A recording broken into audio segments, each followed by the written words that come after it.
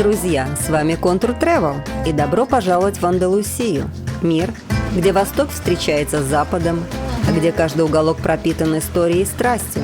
Здесь аромат апельсиновых деревьев смешивается с музыкой чувственного фламенко, а величественные горы обрамляют золотистые пляжи. Наше путешествие начнется с 3 самых величественных городов Андалусии – Севильи, Кордовы и Гранады. В Севилье мы посетим королевский Алькасар, который напоминает о величии Испанской империи, и узнаем, где похоронен Колумб, путешественник, известный своими великими географическими открытиями. В Кордове мы погрузимся в слияние культур и религий, восхищаясь мечетью собора Мескита и старым городом, а также посетим знаменитые цветочные дворики. Далее наш путь приведет нас в Гранаду, где крепость Альямбра олицетворяет великолепие мавританской эпохи. Здесь мы увидим сказочные сады и узкие улочки, хранящие тысячелетнюю историю. В Нерхе мы исследуем древние пещеры и окунемся в мир подземных пейзажей. А затем остановимся в Малаге, где история переплетается с современностью, а пляжи Коста-дель-Соль приглашают насладиться солнцем и морем. Не менее захватывающими окажутся уютные деревни, такие как Сатенил и Фрихелиана, где атмосфера андалузской жизни пронизывает каждый уголок. А в Ронде мы прогуляемся по старому мосту над глубоким ущельем. И, наконец, наш путь завершится в Хускар, деревне с голубыми домами, где снимали знаменитый фильм о смурфиках.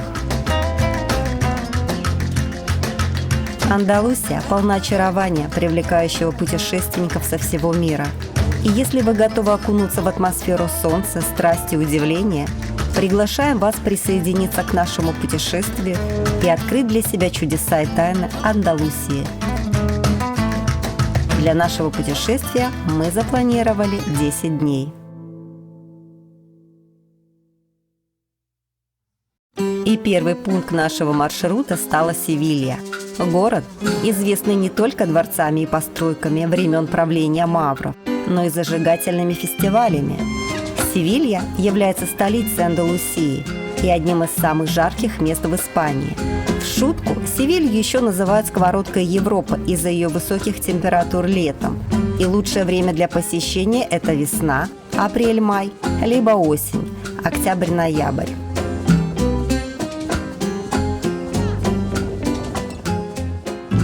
В Севилью мы прилетели вечером. Аэропорт находится в 10 километрах от столицы. Ищем автобусную остановку за 2 минуты.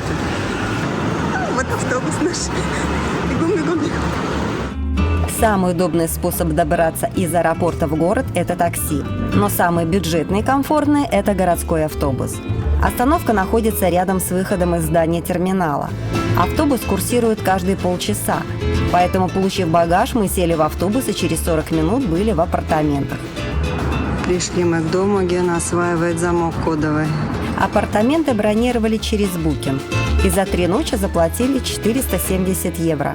Цена апартаментов оказалась выше обычной из-за того, что в это время в Севилье проходил один из главных фестивалей – Ферия де Абриль или Апрельская ярмарка. Однако об этом удивительном событии мы расскажем немного позже.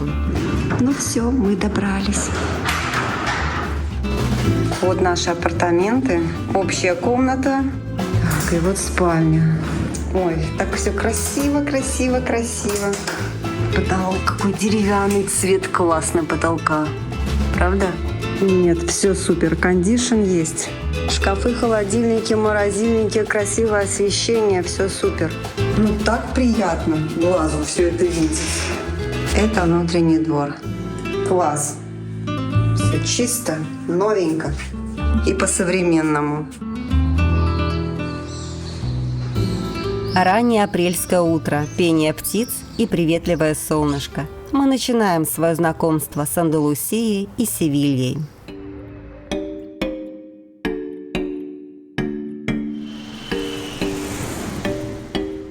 Андалусия – автономное сообщество Испании, расположенное на юге Пиренейского полуострова и состоит из 8 провинций. Севилья – это сердце Андалусии, город света и ярких красок, где прошлое переплетается с настоящим. Севилья – город, корни которого уходят глубоко в прошлое. Основанная более 2000 лет назад, она была важным римским поселением. А затем, в период мавританского владычества, стала крупным центром исламской культуры. Сейчас Севилья – это культурный и туристический центр Испании, который привлекает своей архитектурой, веселыми фестивалями и атмосферой праздника. Визитной карточкой города является Королевский Алькасар, Севильский собор и его знаменитая Хиральда.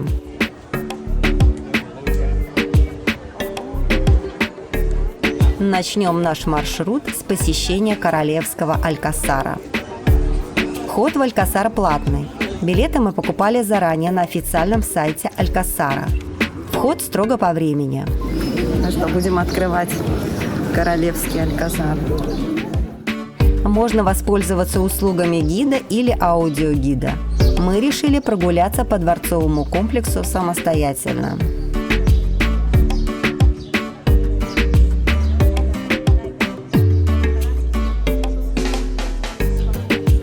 Королевский Алькасар был построен более 1000 лет назад и имеет множество архитектурных стилей.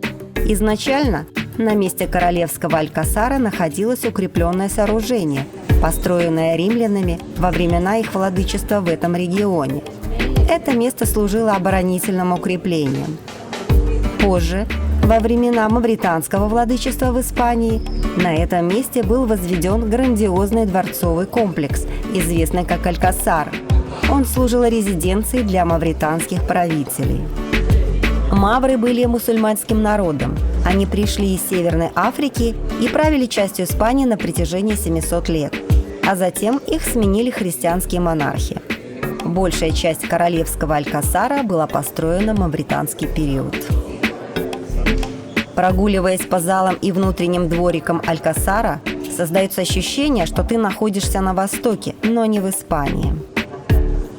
Дворец оформлен в стиле мудехар, который представляет собой слияние исламских и христианских художественных традиций. Мудехар отличается яркими цветами, сложной лепниной, резьбой по дереву и витиеватыми узорами на плитке.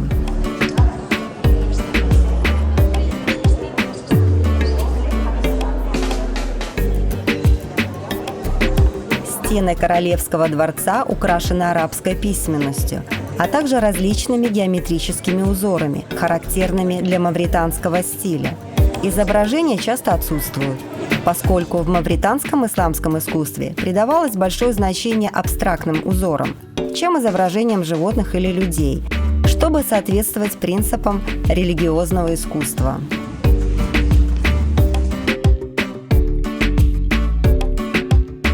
Да, немножечко идешь по всему этому замку, немного потихоньку начинаешь путаться, где какая комната, но очень красиво.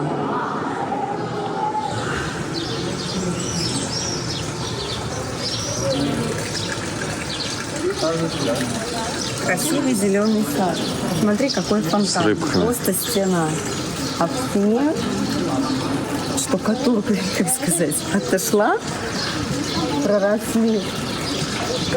Проросла трава, зелень какая-то. Смотри, какие люстры. Смотри.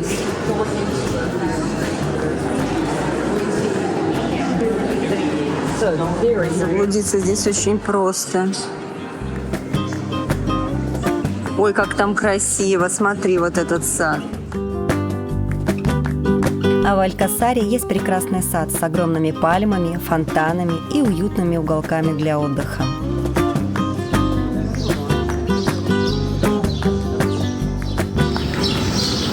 Я скажу, все уютно, прохладненько здесь. Интересный факт для поклонников сериала «Игра престолов». Здесь снимали часть 5-го сезона. Сады и архитектура Алькасара использовались для съемок водных садов Сан-Спир, столицы вымышленного королевства Дорн, и дома Мартеллов. Этот исторический памятник создал потрясающую атмосферу Дорна в сериале.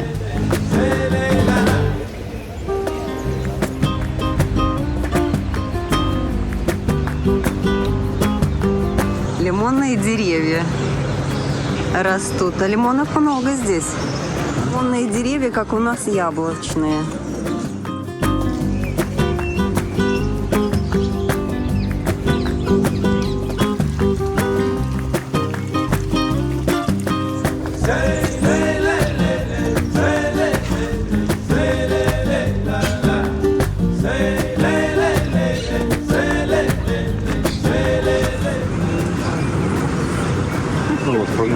Погоняем павлин.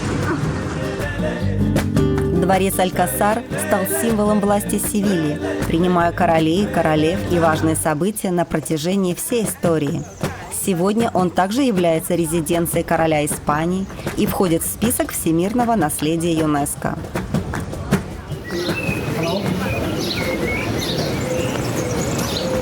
Гуляем. Более подробно об этом шедевре мы расскажем в отдельном ролике на нашем канале, а мы следуем дальше по нашему маршруту.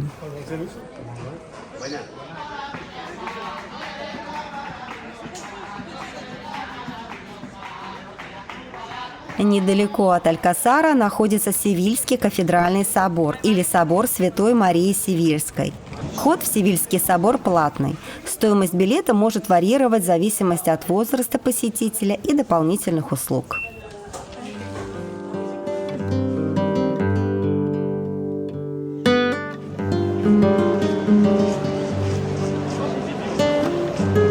История Севильского собора также уходит во времена мавров, которые построили на этом месте главную мечеть города. Однако, когда христиане вернули контроль над Испанией, они решили создать новый христианский храм в знак своей победы.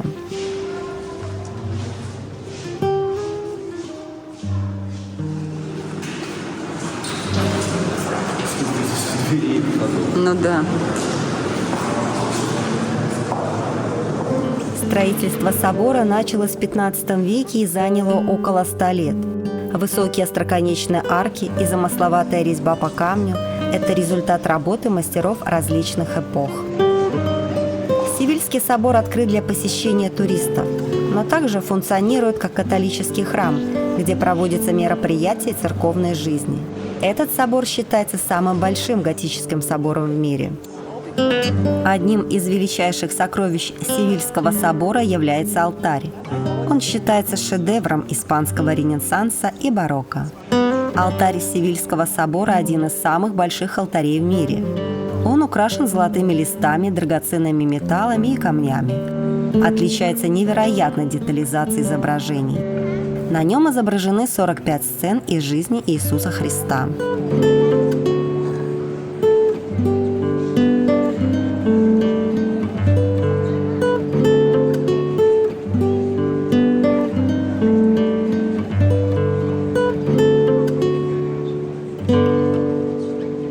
Внутри собора находится усыпальница Колумба. По легенде, в ней находится прах Христофора Колумба, знаменитого исследователя, открывшего Америку. Усыпальница имеет форму небольшого ковчега. Сверху на ковчеге изображен мир в форме шара. Этот шар символизирует новые земли, открытые Колумбом. Вокруг ковчега расположены статуи апостолов и различные религиозные сцены.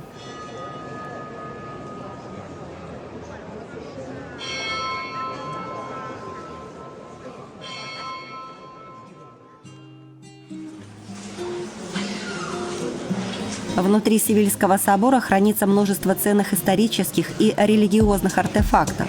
Здесь можно увидеть произведения многих известных художников, включая работы Сурбарана, Веласкеса и Мурильо.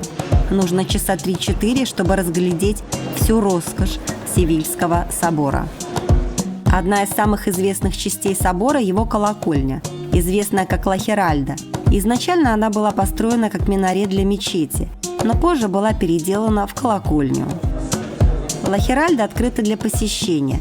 Вход из собора – подъем под небольшим наклоном, ступеней нет. В старые времена мусульмане использовали осликов, чтобы подниматься на башню. Они шли по наклонному полу, выложенному кирпичом.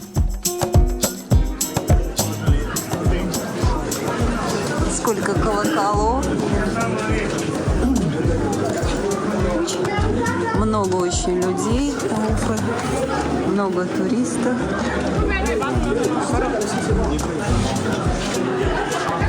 Колокола, колокола. И вид на город.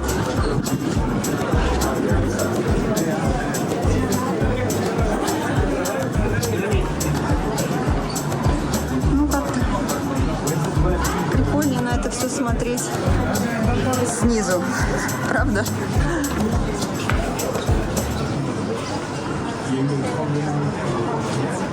Ну, вообще, да, через решетку как-то это немного грустно. Да, решетки, установленные для безопасности, ограничивают вид на город. Можно немного разочароваться, но нам удалось прогуляться по крыше собора и даже зайти под его свод.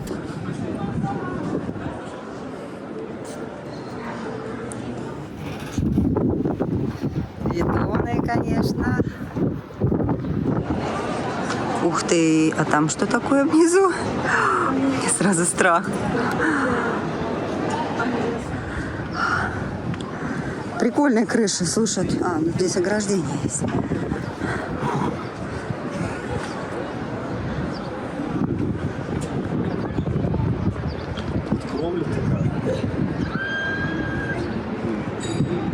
Ну, неровная, да?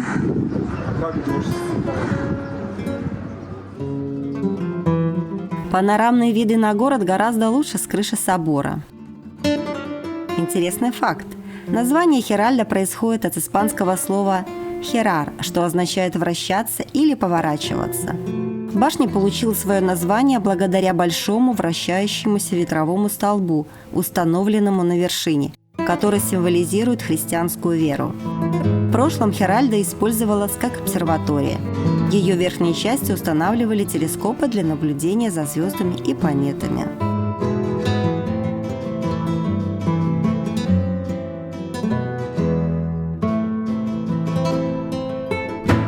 Сегодня Севильский собор – один из самых больших и впечатляющих соборов в мире. Он входит в список всемирного наследия ЮНЕСКО и является символом богатой истории и культурного наследия города.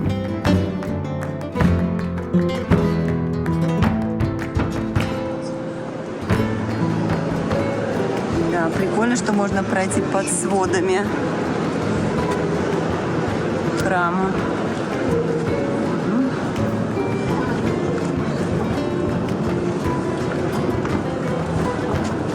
Ага, да, они долго... Это долгая дорога. А наши двери не закрыли.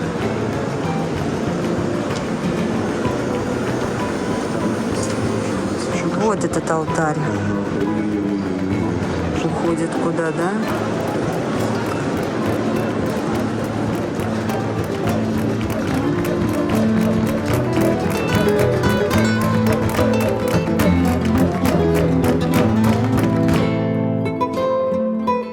Внутренний дворик Севильского собора – это место с апельсиновыми деревьями, фонтанами и скамейками, где можно отдохнуть.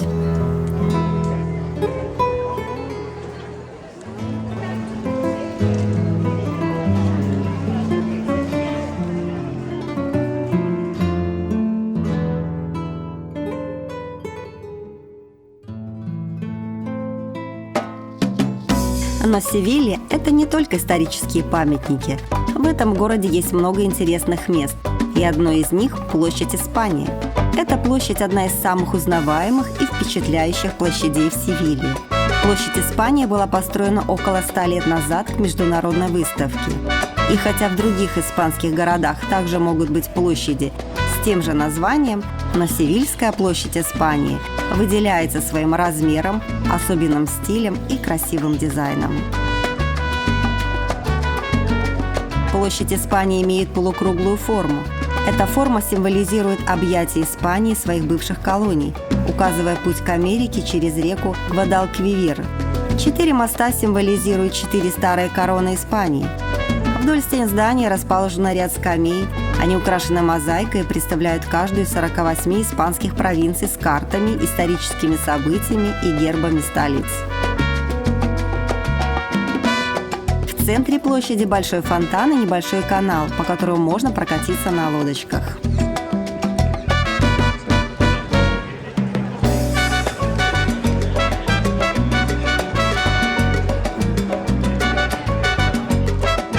Это место популярно как среди местных жителей, так и среди туристов. Здесь можно послушать гитару и проникнуться чувственным и страстным танцем фламенко.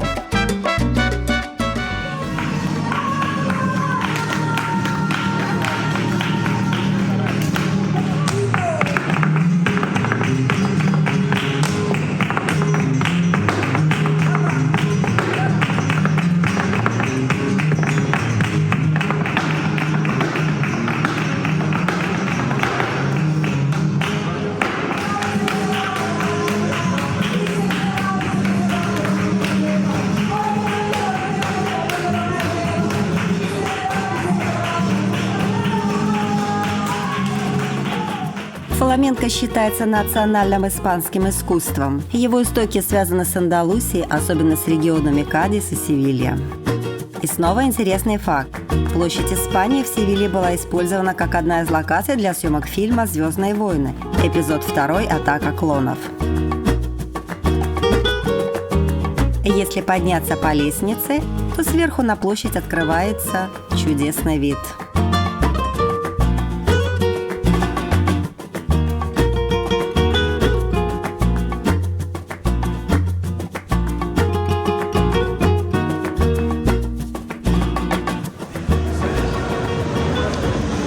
Ну как, тут красиво? Посетить площадь рекомендуют утром или вечером, а в это время не жарко и меньше посетителей. А вечером здесь царит особая атмосфера.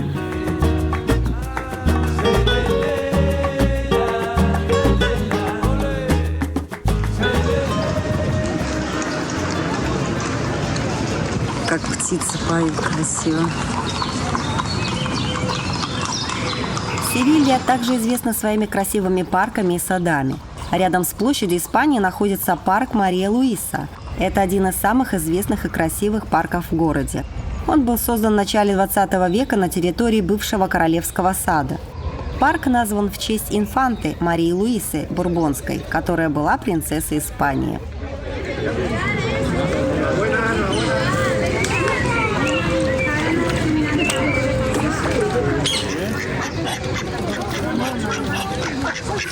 Очень красиво, конечно.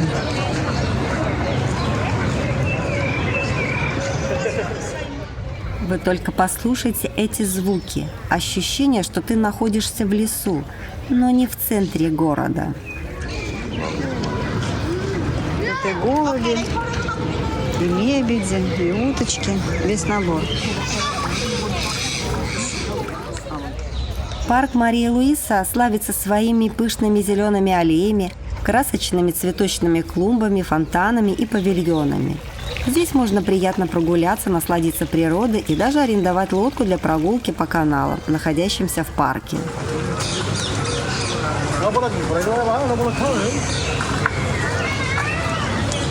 Парк Мария Луиса также является ботаническим садом, в котором растет множество редких и старых деревьев, а также экзотические цветы, которые были привезены из разных уголков мира.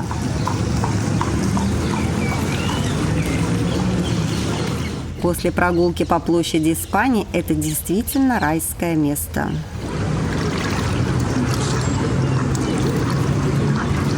Ой, красиво здесь, да? Смотри, скамейки каменные.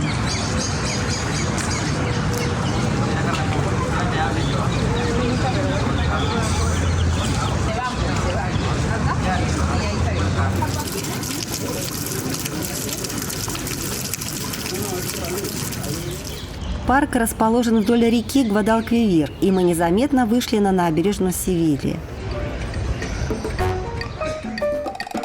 Река Гвадалквивир является одной из крупнейших рек на юге Испании.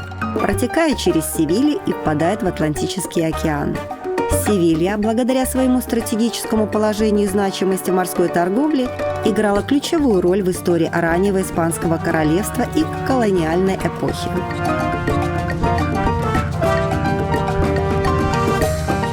В Вдоль набережной много кафешек и ресторанов. В них, сидя за столиком с бокалом сангрии, можно полюбоваться красивыми видами города. И у нас течет водичка, даже можно вот попить. Нажимаем ножкой на педаль, пьем с видом на реку. Живительное благо. Ну как водичка? Ну вкус все равно немножко странноватый, да?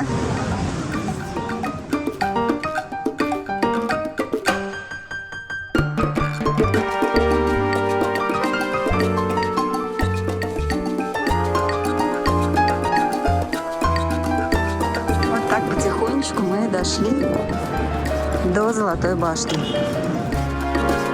Золотая башня в средние века служила оборонительной крепостью.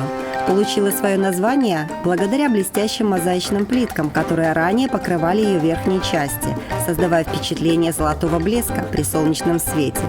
Сегодня Золотая башня является популярным туристическим объектом и домом морского музея. Здесь можно приобрести речные экскурсии, чтобы увидеть город со стороны воды.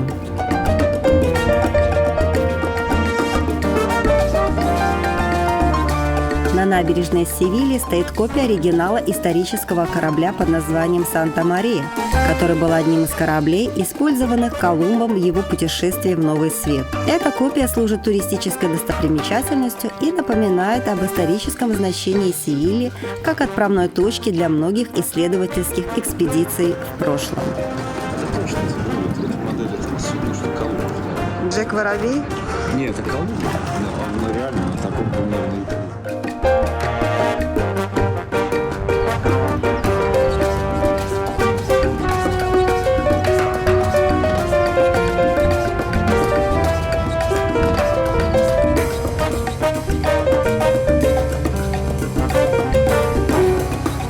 Севилья – это древний и живописный город, пропитанный историей и культурой.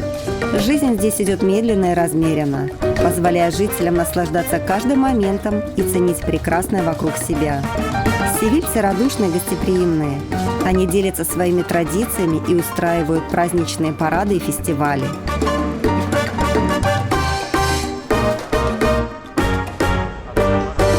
И пришло время рассказать вам об одном из самых важных событий в Севилье. Это Ферия де Абриль, или апрельская ярмарка. Время, когда город наполняется особым волнением. Улицы украшаются яркими лентами и гирляндами, а жители выходят на ярмарочную площадь на каретах или верхом на лошадях, чтобы принять участие в грандиозном шествии. Это время праздника и веселья, когда весь город наполняется звуками фламенко и веселых песен, а ароматы испанских деликатесов заполняют воздух.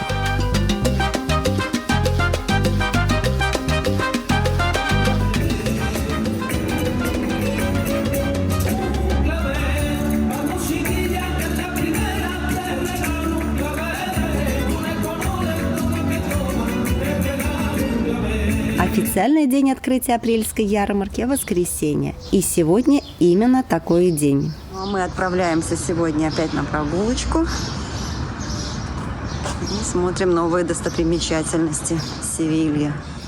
Начнем свою прогулку с посещения старого квартала Севилья, где находится символ архитектурного обновления Севильи, инноваций и технологий. Это знаменитые севильские грибы. Сетес де Севилла или Метропол Парасоль – это самая большая конструкция из дерева и металла. Состоит из 6 огромных деревянных структур, которые напоминают грибы или парасольки. Метропол Парасоль имеет 4 уровня. На уровне улицы можно посетить продовольственный рынок и рестораны. На верхнем – терраса и смотровая площадка с панорамным видом на город. Вход на смотровую площадку платный. С вершины Сетес можно увидеть все достопримечательности города на 360 градусов. На площадке Сетес проводятся общественные мероприятия и концерты. На подземном уровне можно посетить археологический музей. А мы заглянем на рынок.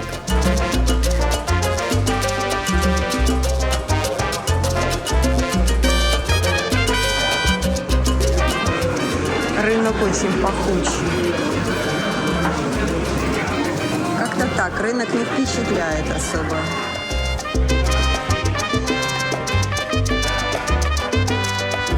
Как говорится, рынок как рынок. Выбор есть, но цены соответствуют туристическому месту.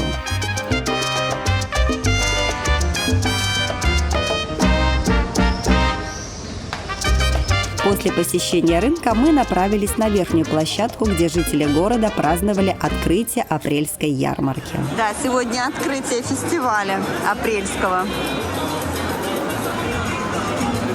Люди занимают места, все оживленные. Погода, конечно, меняется. То солнце, то какой-то дождик небольшой.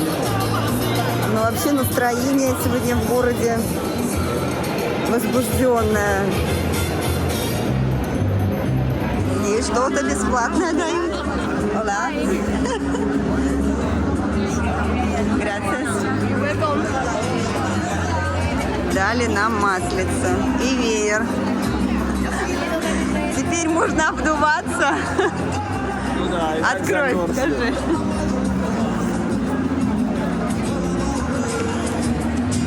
Ну, он тебе подходит. Ambientación Humila. Hola a todos. ¿Qué tal? ¿Cómo estáis? Me encanta veros tan guapos, con esos colores tan festivos, tan de feria. Es nuestra forma de expresarnos y esta es, yo diría que puede ser una buena forma de ponerle un broche de oro a esa música por sevillanas que durante todos los días nos animan, nos alegran y nos hacen un poquito más fácil el día a día. ¿A qué sí, Esther? Esta es la gran cita que nos merecíamos y que se merecía Sevilla. Sí, sí.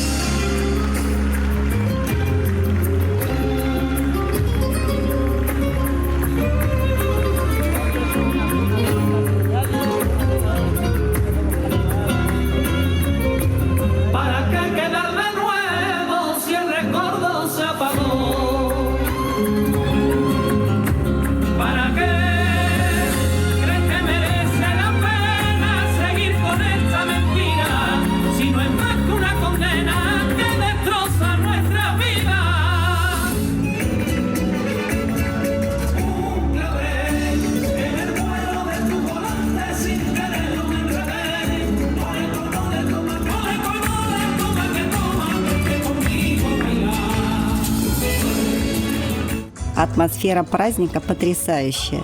Кажется, вся Севилья танцует и поет. А мы продолжаем свою прогулку и направляемся к площади Испании.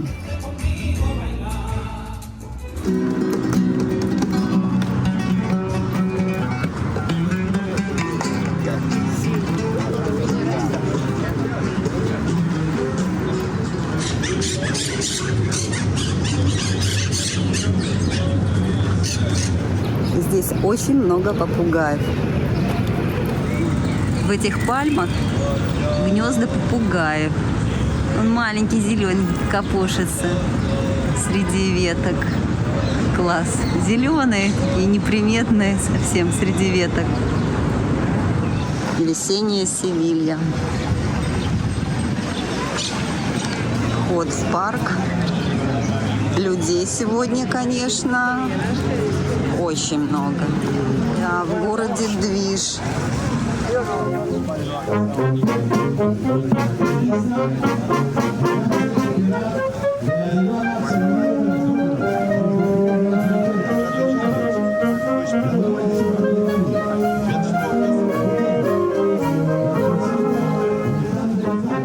Обратите внимание, играет оркестр полиции.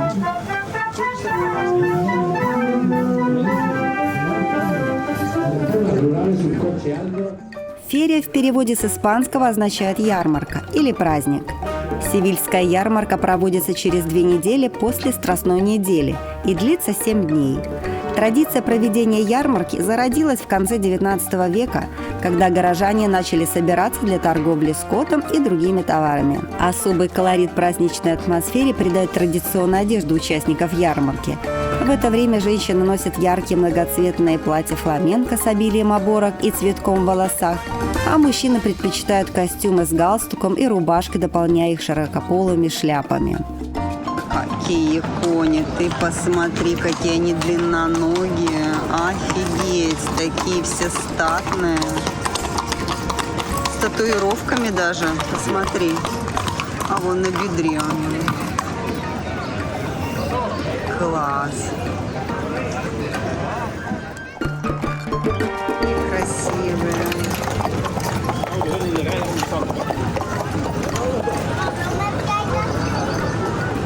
Такая девочка хорошенькая-то.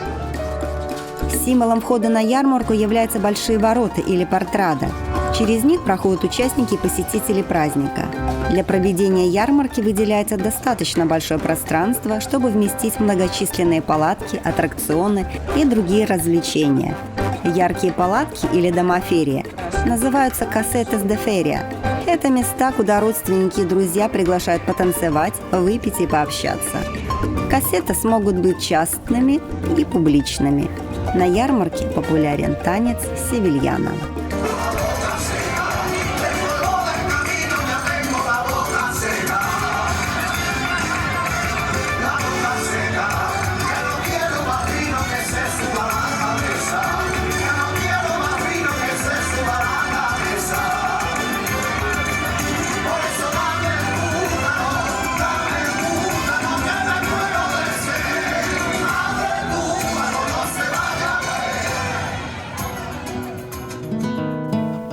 Гуляния продолжаются до утра.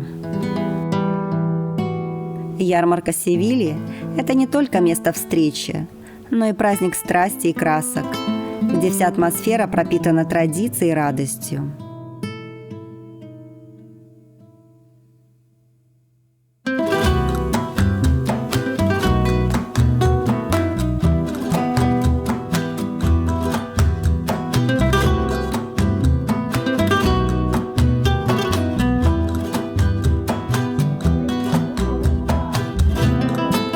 Севильяне, проникнутые культурой и историей своего города, являются его душой, умело передающей его аутентичный дух. Севилья же сама по себе – это не просто город, а мир, полный жизни, красоты и гармонии, где каждый уголок пронизан историей и вдохновляет своим очарованием и величием.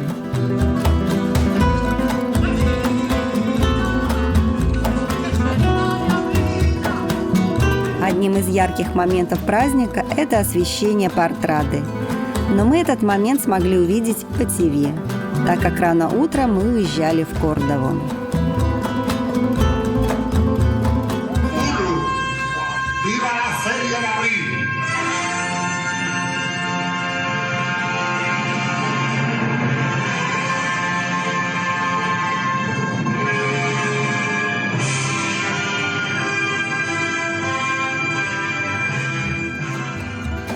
Да, наша прогулка по Севилье подошла к завершению, но наше путешествие по Андалусии продолжается.